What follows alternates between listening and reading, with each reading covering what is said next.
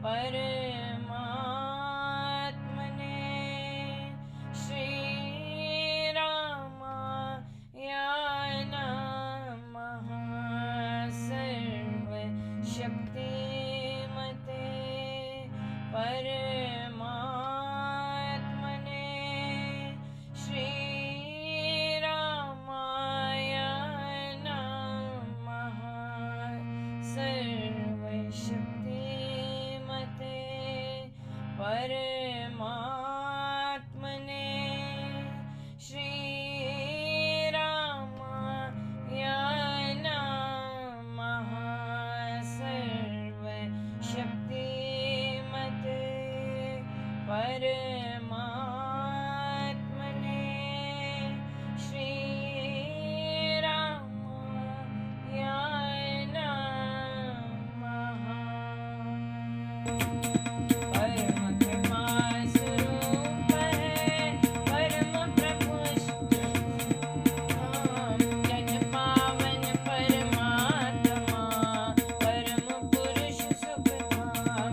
दुखदा है शुभा कृपा शक्ति शांति स्वरूप है ज्ञान आनंदमयी राम कृपा को परम पुण्य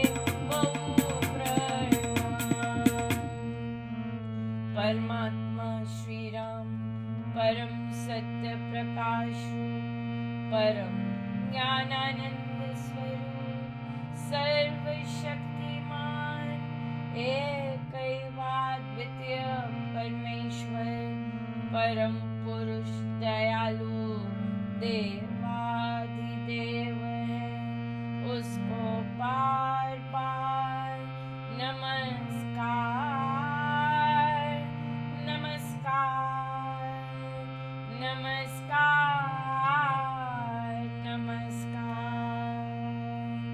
राम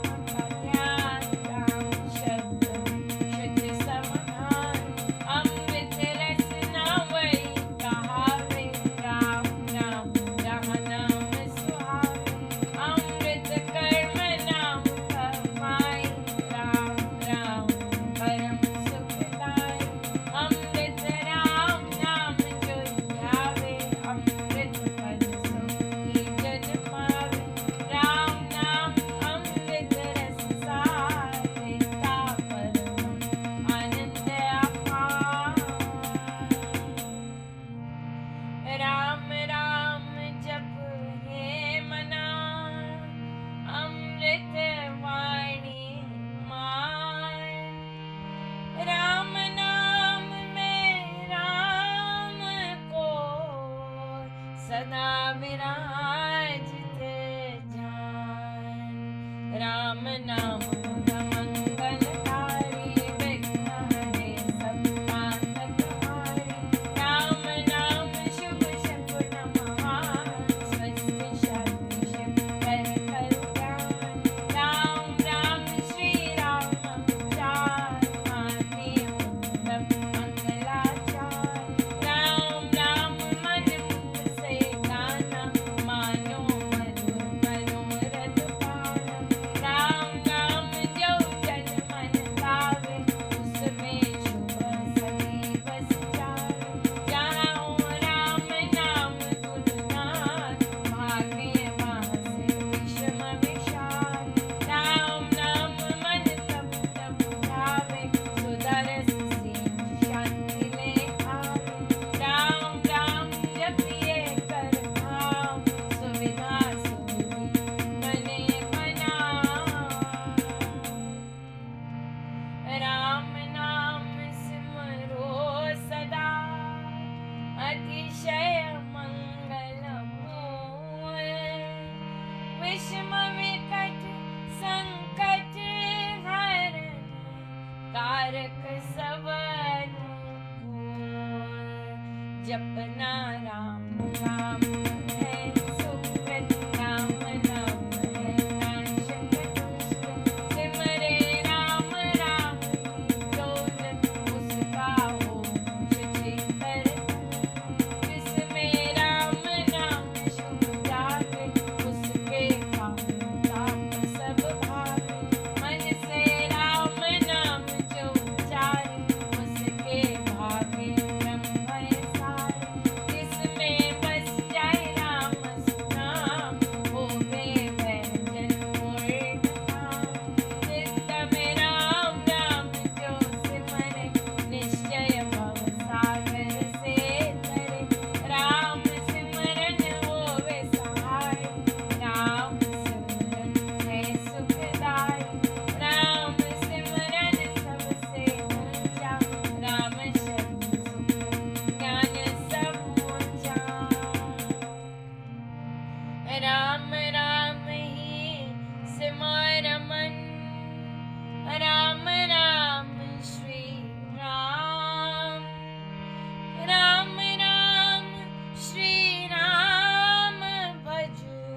राम राम हरि नाम। मात पिता बांधव सुत दारा, धन जन साजन सखा प्यारा। अंधकार ते सकल सहारा, राम नाम तेरा तारन हारा। सिमरन राम नाम है सखी, सखा सने स्मृत शुभ अंगी। युग युग का है राम सहेला, राम भक्त में कहे अकेला। निर्जन वन विपद हो घोर, निबिड़ निशान तप सब ओर। जो जब राम नाम की जगे, संकट सर्व सहज से बगे। बाधा बड़ी विषम जब आवे, वैर विरोध विघ्न पड़ जावे।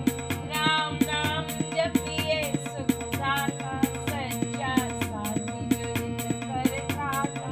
मन जब धैर्य को नहीं पावे, कुटिलता चित्त चिर बनावे। राम नाम जप चिंता पूरक, चिंतामणि चित चिंतन पूरक। शोक सागर हो बड़ा आता, अति दुख में मन घबराता। बजिए राम राम बहुपार, जन का करता बेड़ा पार। घड़ी घड़ी का चिंतन काल, कष्ट कठोरों क्लेश कराल। राम नाम जपिए प्रतिकाल, सुखदाता प्रभु दीन दयाल। घटना घोर घटे जिस पे, दुर्जन दुखड़े लेवे घेर। जपिए राम नाम बिन देर, रखिए राम नाम शुभ देर। राम नाम हो सदा सहाय, राम नाम सर्व सुखदायक। राम राम प्रभु राम तेज, शरण शांति अक्षय है एक। पूंजी राम नाम की पाइए, पाते साथ नाम ले जाइए। नाशे जन्म मरण का कटका, रहे राम मत नहीं अटका। राम राम श्री राम है, तीन लोक का नाथ। परम पुरुष पावन प्रभु, सदा का संगी साथ। यज्ञ तप ध्यान योग नित्या, वनपति वास सती कैलाश। राम नाम बिना नीरस भोग, राम नाम जप करिए रोग। राम जाप सब संयम साधन, राम जाप है कर्म आराधन। राम जाप है परम प्यास, सिमरो राम नाम सुख रास। राम जाप कहीं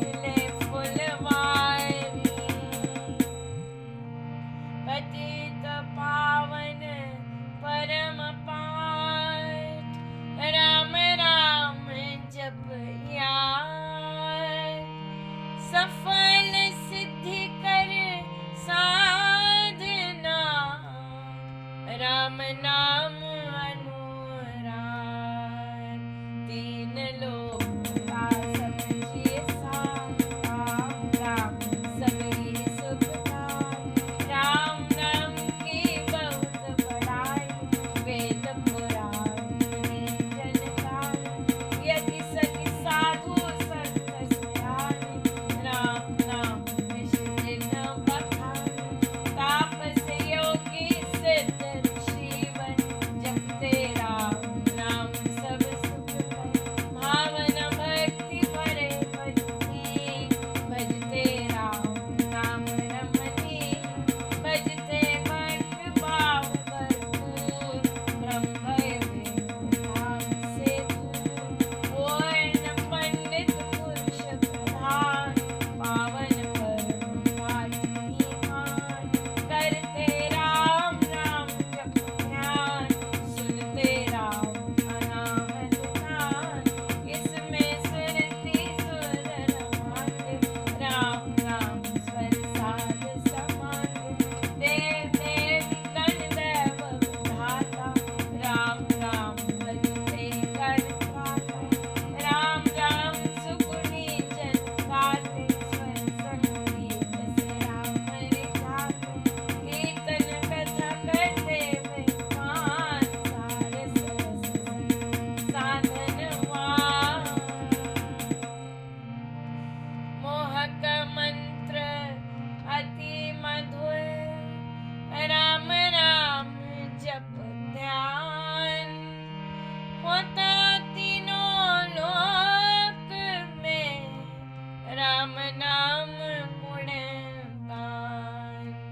मिथ्या मन कल्पित मत जान, मिथ्या मोह मद बैतान।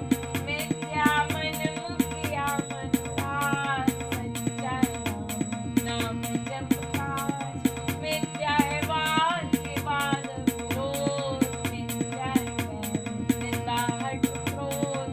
मिथ्या द्रोह दुर्गुण दुःखान, राम नाम जप सत्य निधान।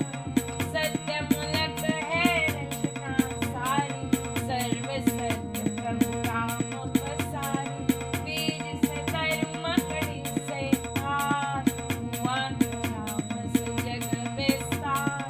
विश्व वृक्ष का राम मूल, उसको तू प्राणी कभी न भूल। सांस सांस से सिमरस ध्यान, राम राम प्रभु राम महान। लय उत्पत्ति पालना रूप, शक्ति चेतनानंद स्वरूप। आदि अंत और मध्य राम, शरण शरण है राम में श्याम। राम नाम जप भाव से, मेरे अपने आप। परम पुरुष पालक प्रभु, हरता पाप त्रेता। राम नाम पिता विहार, धनधान्य सुख भोग प्रसाद। वृता है सब संपद सम्मान, होवे तरत प्राण। नाम बिना सब ही रस स्वाद, ज्यों हो स्वर बिना राग विशाल। नाम बिना नहीं सजे सिंगार, राम नाम में सब रस सार। जगत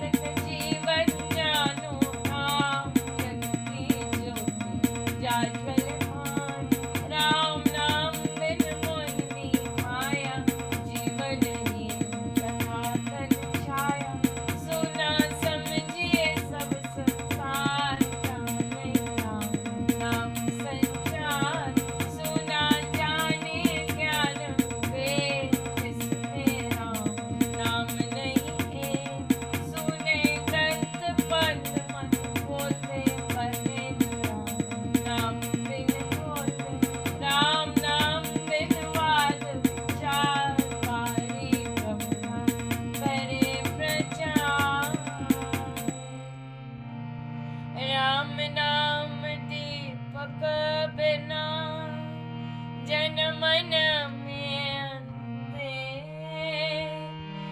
रहीस से हे मम मना नाम सुमाला फेर राम राम भज कर श्री राम करते मेरे उत्तम काम जितने कर्तव्य कर्म भला करिए राम राम कर जाओ हरि उत्तम नागम से पार राम जाप करता निहार सोते जगते सब दिन याम जपिए राम राम अभिराम जपते राम नाम माला लगता नरम द्वार पैदा जपते राम नाम जप पार जपते कर्म बंद यथाकार तान जब राम नाम की झूठे मांडा भरा अभाग्य भय फूटे मन का है राम नाम का ऐसा चिंतामणि पारस मणि जैसा राम नाम सुधारस सागर राम नाम ज्ञान गुण आगर राम नाम श्री राम महाराज सिंधु में अतुल जहाज राम नाम सब तीर्थ स्नान राम राम जप परम स्नान तो कर पाप ताप सब दूर करते भय भ्रम को न मूल राम जाप रवि तेज समान महामोहन करे अज्ञान राम जाप ते आनंद महान मिले से दे भगवान राम नाम को सिमरिए राम राम एक तार परम पाठ पावन परम पतित अधम देतार मांगू मैं राम कृपा दिन रात राम कृपा सबूत पार राम कृपा ले अंत समार राम प्रभु जन प्रतिपाल राम कृपा है उच्चतर योग राम कृपा है शुभ संयोग राम कृपा सब साधन मय राम कृपा संयम सत्य धर्म राम नाम को मन में बसाना सुखद राम कृपा का है पाना मन में राम धुन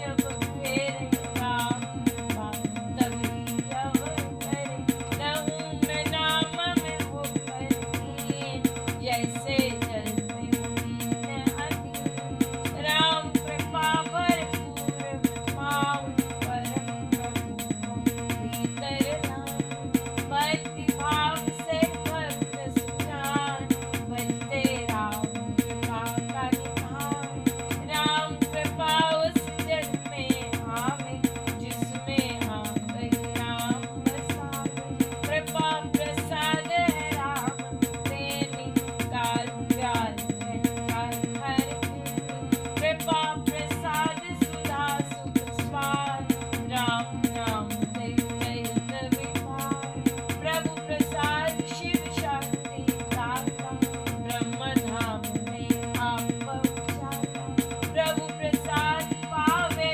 वह प्राणी राम नाम जपते अमृत वाणी औषध राम नाम की खाइए मृत जग के रोग मिटाइए राम नाम अमृत रस पान देता अमर अचल निर्वाण राम राम धुन गूंज से भव भय जाते मान राम नाम धुन ध्यान से सब शुभ जाते जा मांगू मैं राम नाम महादान करता निर्धन का कल्याण देव द्वार पर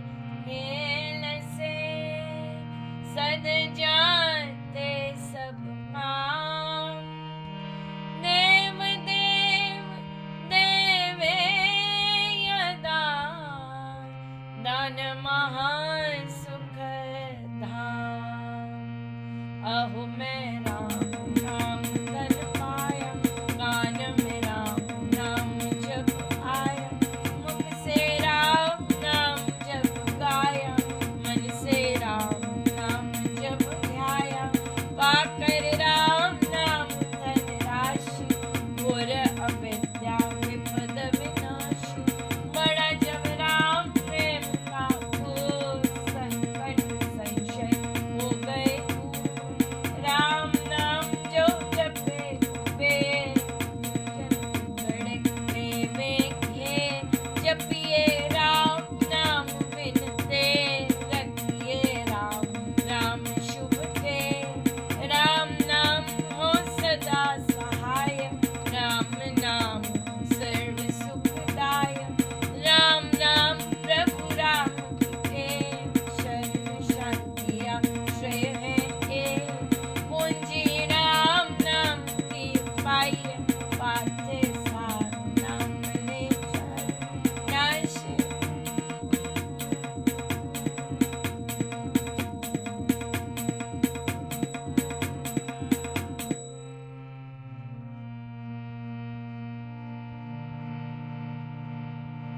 राम राम के भेल से सद जाते सब काम, देव देव देवे यदा, दान महान सुख धाम। अहो मैं राम नाम धन पाया, कान में राम नाम जब आया, मुख से राम नाम जब गाया, मन से राम नाम जब ध्याया, पाकर राम नाम धन राशि, घोर अविद्या विपद विनाशी, बड़ा जब राम प्रेम का घोर, संकट संशय हो गए दूर। राम नाम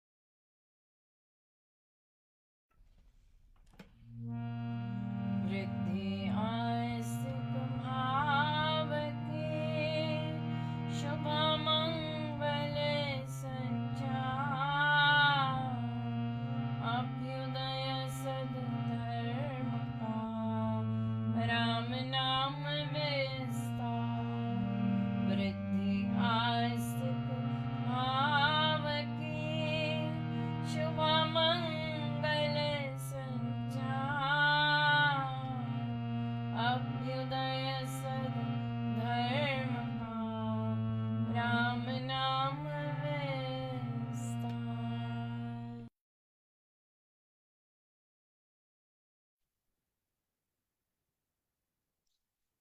श्रीमद् भगवद गीता भाषा जी, पेज नंबर 191। और संशय से, अश्रद्धा से, आत्मसत्ता के अविश्वास से, परमात्मा का निश्चय न रखने से, कर्महीनता से, नास्तिक बुद्धि के शत्रुपन से नास्तिक का अपना आत्मा ही अशुभ कर्मों के कारण उसका शत्रु होकर रहता है। जो जन अपने आप में निश्चय नहीं रखता, वे आप ही अपने साथ शत्रुता करता है।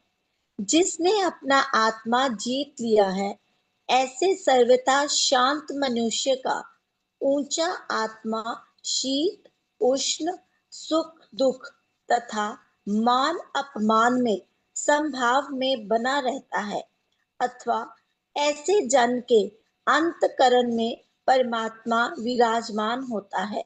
जय जय राम जी।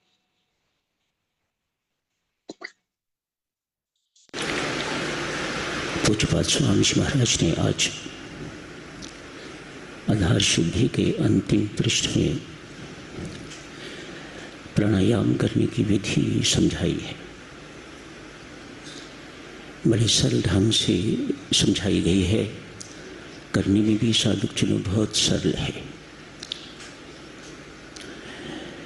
प्रत्येक साधक यदि ध्यान में बैठने से पहले प्राणायाम का सहारा लेता है तो उसे बहुत लाभ होता है। इससे एकाग्रता भी बढ़ती है, स्फूर्ति भी बनी रहती है। मेहरबानी करके ध्यान से मेरी तरफ देखें। जो स्वामी जी महाराज ने ढंग बताया है, किस ढंग से हमें प्राणायाम करना चाहिए। प्राणायाम करना साधकजनों हमारा लक्ष्य नहीं है। हमारा लक्ष्य उसके बाद की बात है। अपना लक्ष्य याद रखोगे तो फिर उसी अनुसार प्रयास, उसी अनुसार साधना पर भी बल दिया जाएगा। जो प्राणायाम पर बल देते हैं उनका लक्ष्य शायद प्राणायाम द्वारा अपने शरीर को हृष्ट पुष्ट स्वस्थ करना होगा। हमारा लक्ष्य मात्र इतना नहीं है। हम तो इस शरीर को परमात्मा का मंदिर मानते हैं और इस ढंग से उसे स्वस्थ रखना हमारा धर्म है। हम प्राणायाम इसलिए करते हैं, व्यायाम इसलिए करते हैं, ब्रिस्क वॉक इसलिए करते हैं कि हमारा शरीर स्वस्थ रहे, ताकि हम अपने जीवन को साधनामय बना सकें। हमारा लक्ष्य अपने जीवन को साधनामय बना के रखना है। जीवन में साधना ही नहीं है तो इस शरीर को क्या करके रखना। जीवन में भक्ति ही नहीं है तो ये शरीर किस काम का है, किस लिए मिला हुआ है। ये भोग करने के लिए, खाने के लिए, पीने के लिए, सोने के लिए, बच्चे पैदा करने के लिए नहीं।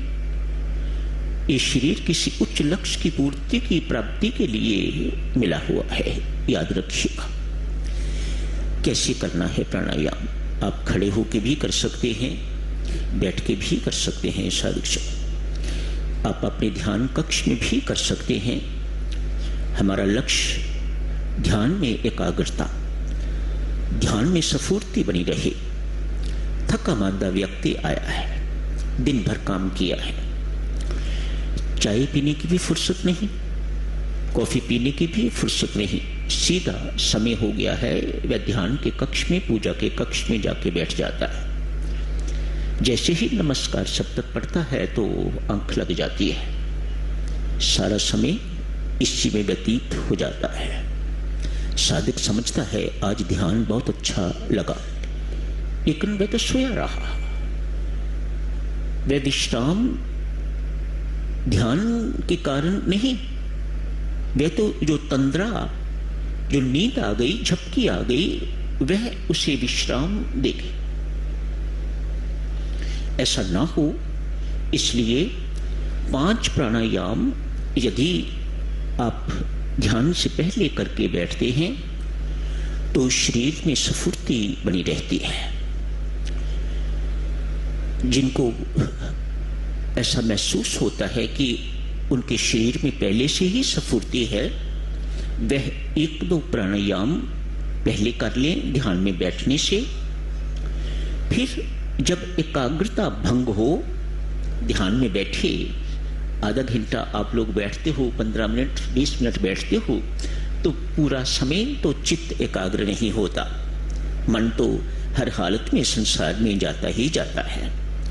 उसे रोकने के लिए यदि इन बिटवीन, बीच में भी आप 1 प्राणायाम 2 प्राणायाम कर लेते हो तो आपको पूर्ण लाभ हुआ करता है। श्री प्रेम जी महाराज डीप ब्रीदिंग कहा करते, कहते यदि ध्यान के समय मन इधर उधर भटके तो उस वक्त डीप ब्रीदिंग ऐसा करें तो मन टिक जाता है। एक ही बात है। स्वामी जी महाराज जिसको प्राणायाम कह रहे हैं, प्रचलित नाम है, आपका परिचित नाम है, देखें कैसे करना होगा। 2 भागों में इस प्राणायाम को बांटा जाता है साथियों। सर्वप्रथम आप बैठे हुए हैं, ध्यान के लिए बैठने की तैयारी कर रहे हैं, आप बैठ के ही करना चाहते हैं तो बैठ के कीजिएगा। एक लंबा श्वास अंदर खींचिएगा। ये श्वास साधक स्वामी जी महाराज ही समझाते हैं, ऐसा होना चाहिए, जबरदस्ती वाला, ऐसे वाला नहीं, बहुत प्रेम पूर्वक। स्वामी जी महाराज उदाहरण देते हैं, ये कैसा होना चाहिए, जैसा एक नन्हा मुन्ना बच्चा, शिशु माँ का दूध जिस प्रेम से प्रीतिपूर्वक बहुत धीरे धीरे बहुत प्रेम पूर्वक पीता है, उस प्रकार से धीरे धीरे श्वास को भीतर खींचिएगा। श्वास खींचते वक्त चूंकि आप श्वास अंदर ले रहे हैं, आप चाहते हैं कि पूरी की पूरी बाहर की ताज़ा हवा हमारे अंदर भर जाए, इसलिए पेट आगे को उभरता है, छाती फूलती है, देखें छाती भी फूलती है, पेट भी आगे को उभरता है, ताकि फेफड़ों को अधिक से अधिक जगह मिल सके, वह अधिक से अधिक वायु को, बाहर की वायु को भीतर खींच सके, ग्रहण कर सके। आपने कैसे किया? छाती भी फूल रही है, पेट भी आगे को बढ़ रहा है। उसके बाद इस प्राणायाम का अंतिम भाग है, उस श्वास को छोड़ना नहीं, अभी रोकिएगा, उसे कुंभक कहा जाता है। बहुत महत्वपूर्ण है ये कुंभक, पहले भाग से कहीं अधिक महत्वपूर्ण है ये कुंभक, अर्थात श्वास को रोकना। अल्पकाल के लिए, जबरदस्ती नहीं करनी। अभ्यास हो जाए तो आप जितनी देर के लिए मर्जी रोकिएगा, पर अभ्यास नहीं है तो जबरदस्ती नहीं करनी। उस कुंभक करते हुए हमारा लक्ष्य याद रखिएगा, चाहे हम श्वास खींचते हैं, चाहे हम कुंभक कर रहे हैं, राम राम राम राम निरंतर चलते रहना चाहिए। विशेषतः जिस वक्त आप कुंभक करते हैं उस वक्त तो राम राम जरूर चलना चाहिए। कुंभक खत्म हुआ, अब श्वास को धीरे धीरे बाहर निकालिएगा। जो अंदर भरा हुआ था उसे बाहर निकालना है। बाहर निकालने के लिए ये जो पेट पहले उभरा हुआ था, जगह बनाने के लिए अब इसको पीठ की ओर सिकोड़ना है। जैसे आप श्वास बाहर करोगे तो इसे पीठ की ओर सिकोड़ोगे तो जितनी भी अंदर की वायु है, वह गंदगी जहां जहां से इकट्ठी हुई है, वह सारी की सारी बाहर निकल जाएगी। ये प्राणायाम का दूसरा भाग खत्म नहीं हुआ। अब आपने बाहर श्वास निकाला है तो बाहर भी कुंभक कीजिएगा, उसे बाह्य कुंभक कहा जाता है। वहां फिर श्वास को रोकिएगा। अगला प्राणायाम शुरू करने से पहले अगला प्राणायाम, अगला श्वास जो भीतर लेना है उसे लेने से पहले फिर कुंभक कीजिएगा। बाह्य कुंभक एवं भीतरी कुंभक, 2 कुंभक, इससे एक प्राणायाम पूरा हो जाता है। ऐसे 1 या 2 प्राणायाम विधि पूर्वक आप करते हैं तो आपको ध्यान में स्फूर्ति बनी रहती है, एकाग्रता लाभ होती है। मत सोचिएगा अब हम बूढ़े हो गए हैं इसलिए ये नहीं कर सकते, इसके लिए कोई आयु की बात नहीं है। हमें प्राणायाम एक्सपर्ट नहीं बनना है, हमें ध्यान के एक्सपर्ट बनना है। हमारा ध्यान कैसे लगना चाहिए?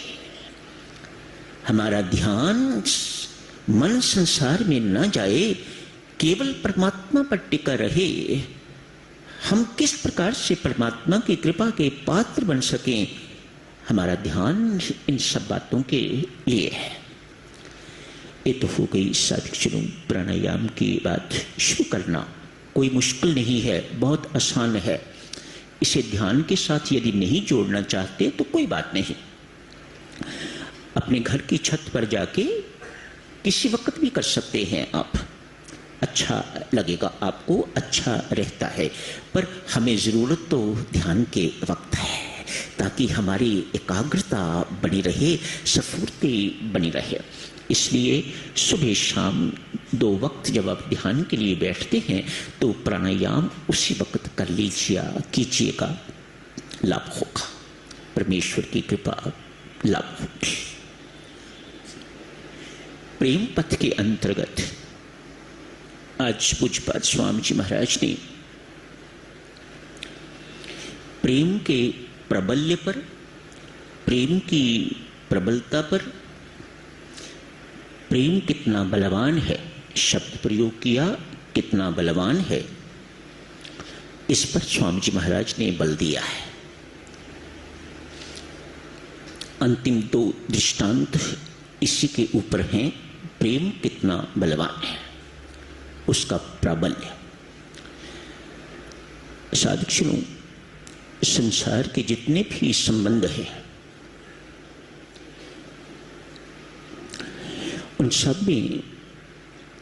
उन सब संबंधों में किसी न किसी मात्रा में नोक झोंक चलती है। कोई भी संबंध है, संसार के जितने संबंध हैं इनमें नोक झोंक चलती रहती है। ये नोक झोंक बहुत बदनाम है। जहां सास बहू का संबंध आता है, ननद भाभी का संबंध आता है, देवरानी जेठानी का संबंध आता है, इन सब में से भी सास बहू का संबंध बहुत बदनाम है। सास सोना भी बन जाए, बहू किसी न किसी प्रकार से उसके अंदर खोट ढूंढ लेगी। बहु सर्वगुण संपन्न भी क्यों न हो जाए, सास एक क्षण में अनेक दुर्गुण उसके अंदर वर्णन कर देगी। ये संबंध ऐसा बदनाम संबंध है। एक चुटकुले से शुरू करते हैं। एक लड़कियों का स्कूल है, 10वीं 11वीं 12वीं की बच्ची मैच्योर हैं, इन संबंधों से परिचित हैं। घर के हालात, समाज में क्या कुरीतियां इत्यादि, इन सब से परिचित हैं ये बच्चियां। आज अध्यापिका ने प्रश्न किया, थोड़े समय के लिए आओ चर्चा करते हैं, मां सीता को जंगल में जाने की क्या जरूरत थी? वन का वास तो राम को हुआ था, लक्ष्मण उन्हीं की छाया समझे जाते हैं तो उनको साथ जाना ही था। महर्षि विश्वामित्र ने राम को मांगा तो लक्ष्मण को मांगने की जरूरत नहीं है, वह ऑटोमेटिकली साथ है। यहां जंगल में राम को जाना है तो लक्ष्मण ऑटोमेटिकली ही साथ जाएंगे, लेकिन सीता को क्या पड़ी थी? तो बड़े सुंदर सुंदर उत्तर बच्चियों ने दिए। कर्तव्य बनता है, हिंदू धर्म ये कहता है, शास्त्र ऐसे कहते हैं, इत्यादि इत्यादि बहुत सुंदर सुंदर उत्तर दिए। एक शरारती सी लड़की भी थी, चुलबुली सी लड़की। उसने कहा, मैम, जिसके घर में 3-3 सासें हों वह जंगल में नहीं जाएगी तो कहां जाएगी? एक को संभालना मुश्किल, वहां 3 थी, तो बेचारी जंगल ना जाती तो क्या करती? ऐसा बदनाम संबंध सास बहू का। आज प्रीति का विवाह हो गया है, अपने घर ससुराल नहीं, अपने घर चली गई है। यदि ससुराल तो फिर ससुराल, यदि अपना घर, इतनी सी बात में बहुत फर्क पड़ता है। अपना घर अर्थात इधर के माँ बाप को छोड़ के तो उधर के माँ बाप को अपना माँ बाप बनाना है। सास ससुर नहीं, अपना माँ बाप बनाना है। ये कठिनाई उत्पन्न क्यों होती है? तभी जब बच्ची वहां जाके अपने सास ससुर को माँ बाप नहीं बना पाती और माँ बाप उसे बहू की जगह पर अपनी पुत्री नहीं स्वीकार करते, इसीलिए ये सब कुछ होता है। यदि ये हो जाए देवियों सज्जनों, तो फिर किसी प्रकार की कोई समस्या नहीं है। प्रीति जब से घर गई है तब से एक दिन भी सुख का व्यतीत नहीं हुआ। इधर प्रीति दुखी है तो उधर प्रीति की सास दुखी है। दोनों में परस्पर एडजस्टमेंट, अकोमोडेशन की कोई संभावना नहीं, कोई गुंजाइश नहीं। अतएव दिन प्रतिदिन लड़ाई झगड़ा बढ़ रहा है। दोनों के दोनों दुखी जीवन, नारकीय जीवन व्यतीत कर रहे हैं। समय हो गया है साधक जनों, चर्चा को आगे जारी रखेंगे। आज यही समाप्त करने की इजाजत दीजिएगा। धन्यवाद।